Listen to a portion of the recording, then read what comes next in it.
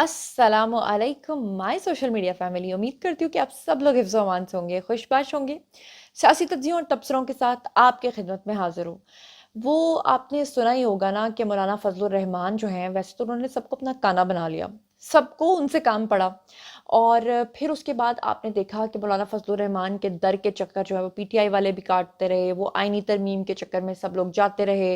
मौलाना फजलुर रहमान एक रूठी हुई हसीना की तरह आगे आगे और महबूब पीछे पीछे सब लोग भाग रहे थे। फिर एक वक्त आया कि जब महबूब को लगता है कि ठीक है, हसीना मानने वाली तो है नहीं, इसको छोड़ो भाई और हसीना ही बदल लो, या हसीना चेंज कर लो, या हसीना को थोड़ी देर के लिए जो ना आप बिल्कुल साइड पे कल्टी मार दो। तो उसके बाद क्या हुआ कि हसीना खुद आती है फिर महबूब के पास कि आओ और मुझे बनाओ। तो वही हिसाब जो है वो मौलाना फजलुर रहमान के साथ हुआ।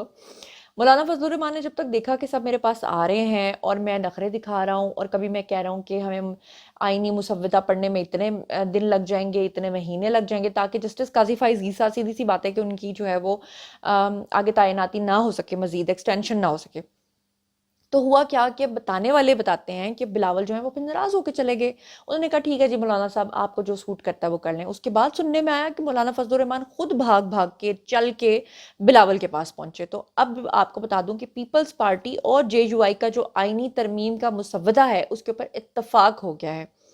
अब इसके ऊपर भी पीटीआई वाले जो हैं वो मौलाना फजलुर रहमान को दोबारा से डीजल का खिताब नहीं देंगे, ना उनको गालियां देंगे, क्योंकि वो मौलाना जो है ना वो अच्छी सियासत करना जानते हैं, उनको पता है कैसे किसी को कंट्रोल में करना है। बहरहाल इसके बाद बिलावल और मौलाना फजलुर रहमान ने इसके बारे में ऐलान भी किया।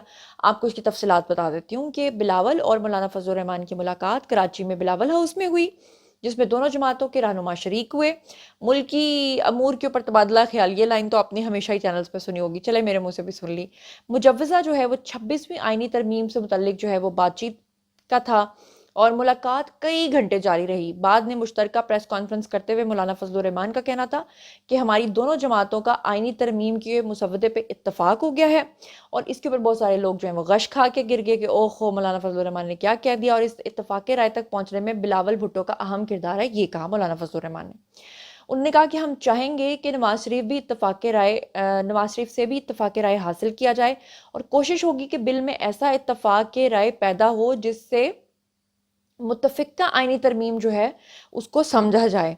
और बिलावल ज़रदारी जो हैं उनसे हमारी बड़ी संजीदा गुफ्तगू हुई। उन्होंने कहा, उनका कहना था कि जो मुसव्वदा मुस्तरद किया गया था वो आज भी नाकाबिल कबूल है और उनको हमारी सोच का अंदाज़ा था। तमाम जमातों से तवक्को है कि आइन को मुकद्दम रखेंगे, आइन के तहफ़्फ़ुज़ के लिए सबको मिलकर काम करना होगा। नून लीग से तवक्को करेंगे कि हमने आइन को मजबूत रखना है और सियासी निज़ाम में एतमाद पैदा करना है, ये उन्होंने कहा। मजीद उन्होंने कहा कि आज हमें संजीदगी के साथ सोचना होगा कि अगर मुल्क आइन और पार्लियामेंट है तो इसके लिए हमने आवाज़ बुलंद करनी है। मैं समझता हूँ कि जिन तजावीज़ पर हम बात कर रहे हैं वो इनसे मख्फी नहीं है। और उसके बाद पीपल्स पार्टी के चेयरमैन यानी कि बिलावल भुट्टो जरदारी का कहना था कि कल मौलाना फजलुर रहमान जो है वो नवाज शरीफ से मिलकर आएंगे और फिर हमें भी खाने की दावत दी गई है। उन्होंने कहा कि पीपल्स पार्टी और जेयूआई में आज जो इत्तफाक राय हुआ है, कोशिश है कि इस इत्तफाक राय में नून लीग भी साथ में शामिल हो और पुरुम्मीद हूँ कि जेयूआई और पीपल्स पार्टी में इत्तफाक हो और बिल की बुनियाद भी यही जो है वो इत्तफाक राय से बनेगा, उन्होंने कहा।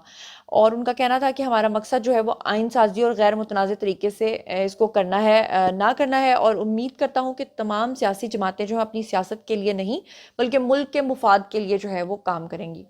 तो अब आपको समझ आ गई मौलाना फजलुर रहमान की कहानी और बिलावल भुट्टो की कहानी। बहरहाल अच्छी बात यह है कि हमारी सियासी जमातें अगर इस चीज़ को समझें कि सबको मिलकर इत्तफाक राय से चलना है तो इससे बड़ी खुशाइन बात कोई नहीं होगी, ये मुल्क के लिए बेहतर होगा।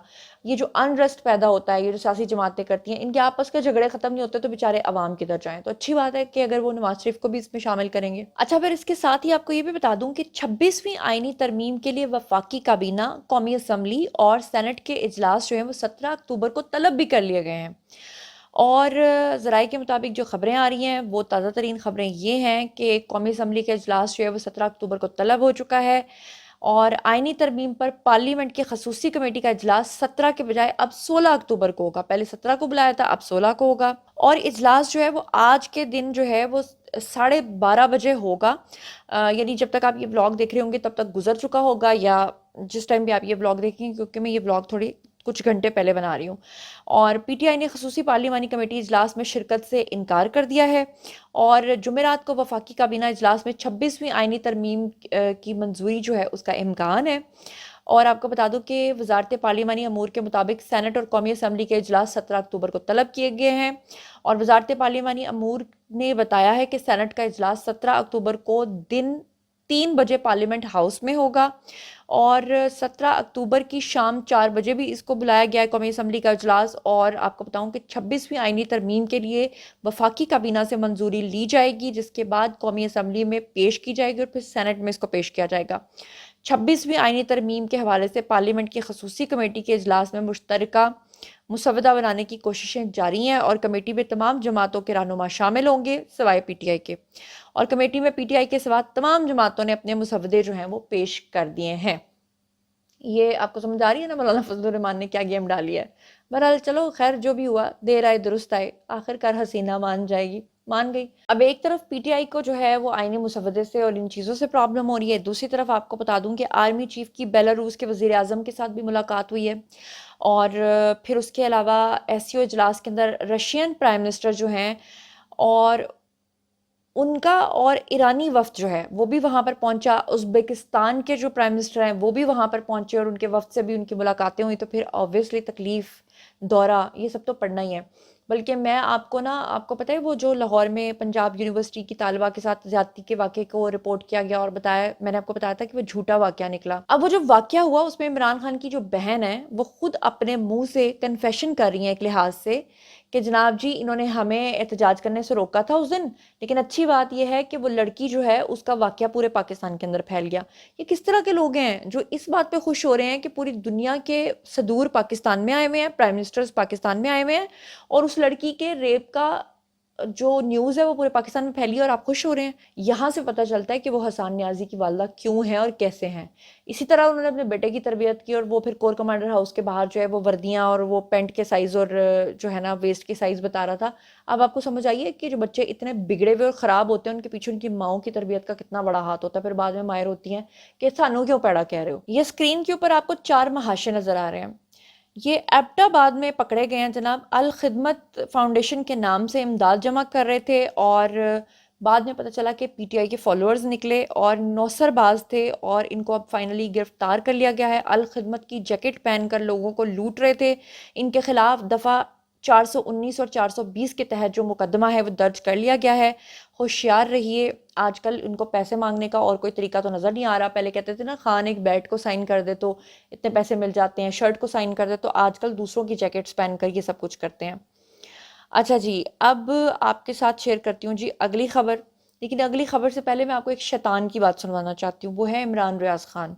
ये जो लड़की वाला मामला जिसके ऊपर हसन न्याजी की वालदा ने भी बड़ी बात की है, तो सबसे ज़्यादा फेक न्यूज़ फैलाने में ये शख्स सामने पेश रहा। इसने उस लड़की के बारे में सबसे ज़्यादा गलत खबरें फैलाई और इसके अलावा एक और शैतान है ये जो स्क्रीन के ऊपर आपको नज़र आ रहा है और बाद में इसकी इन्वेस्टिगेशन की गई तो ये भी पीटीआई का कारिंदा निकला। अब ये माफिया मांगता फिर रहा है।